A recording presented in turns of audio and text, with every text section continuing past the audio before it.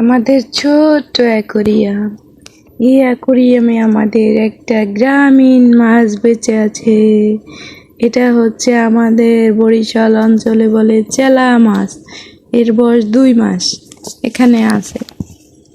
দেখছি যে আমাদের ছোট্ট অ্যাকোরিয়াম দৌড় মারে ওইটাও খেলে।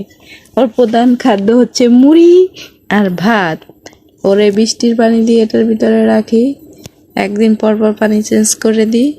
এটা একটা গ্লাস, মায়ের একটা একটু ভেঙে গেছে গ্লাসটা হালকা ভাঙ্গার।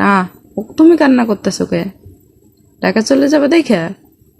হ্যাঁ, কিসের জন্য? মাছের জন্য? আরে আল্লাহ, মাছের জন্য সুলাইমান ঢাকা চলে যাবে একটু পরে, সেজন্য এই যে মাছের জন্য কান্না করতেছে। আচ্ছা, পানিটা ময়লা হয়ে গেছে, কালকে চেঞ্জ করে হয় না, আজকে চেঞ্জ করে লাগবে। মন্টির জন্য কান্না করতেছো? ওই যে মন্টি বিড়ালের জন্য কান্না করতেছে, ও ঢাকা চলে যাবে একটু পরে, সেই জন্য ও কান্না করতেছে। ওই যে মাচু মাচু মাচু মাচু মাচু মাচু মাচু মাচু মাচু।